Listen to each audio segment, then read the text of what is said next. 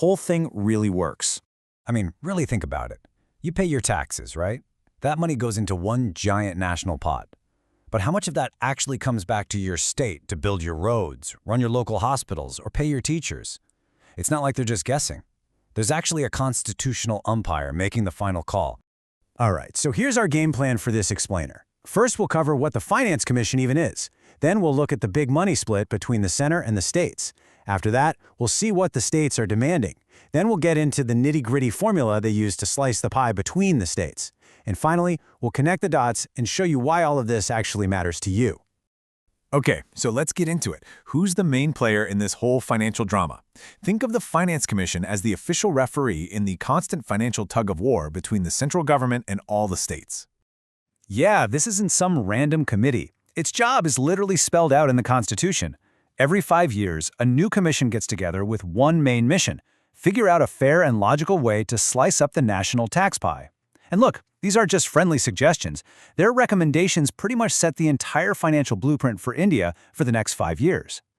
Okay, so the first big job for the commission is what's called the vertical slice. Just picture all the tax money as one giant cake. This first slice is what separates the piece for the central government from the piece for all the states combined. So, you're probably wondering what's actually in this shareable pot of money. Well, it's the big stuff: corporation tax, personal income tax, and the center's slice of GST. But what's left out is just as important: things called cess and surcharges. These are special taxes that the center gets to keep all to itself. Now, hang on to that little detail, because it's going to be a big deal in just a bit. And here it is, the big number from the last report. The 15th Finance Commission recommended that 41% of that shareable pool should go to the states, all of them together. The other 59%, well, that stays with the center to handle its own massive expenses. You know, things like national defense, major infrastructure projects, all that jazz. Now, if you've been following this, you might be thinking, wait, wasn't it 42% before? And you'd be right. So what happened to that 1%? Well, it wasn't a pay cut for the states. That 1% was basically set aside for the new union territories of Jammu and Kashmir and Ladakh, and their funding now comes straight from the central government's pocket, not the shared pool. Of course, a number like 41% is never the end of the story, right? The states, well, they have their own ideas about what's fair, and they're definitely not quiet about wanting a bigger piece of the pie. Yup, many states are pushing for a big jump, all the way up to 50%. And the reasoning is pretty straightforward. They're the ones on the ground, actually running things, delivering public services. So they argue they need more resources to do that job right. But it's not just about that main percentage. The states are also zeroing in on those cesses and surcharges we talked about. Their big complaint is that this separate pot of money for the center is getting bigger and bigger, which means the main shareable pool gets smaller.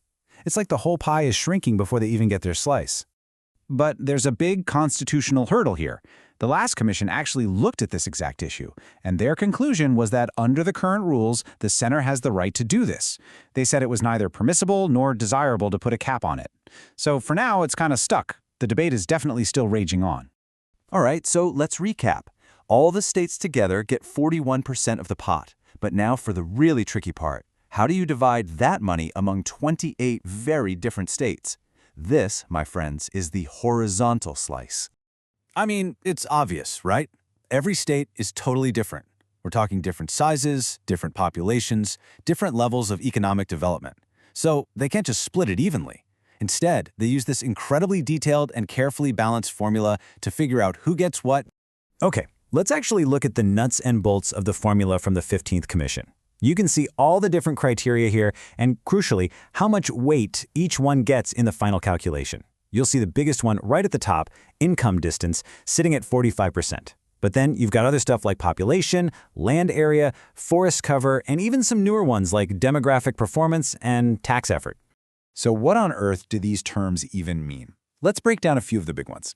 Income distance is the heavyweight champ here. It's a fancy way of saying we measure the gap between a state's income and the richest state's income. The bigger the gap, the more help you get. Demographic performance is a newer idea that actually rewards states that have done a good job managing population growth. And tax effort gives a little bonus to states that are really good at collecting their own taxes.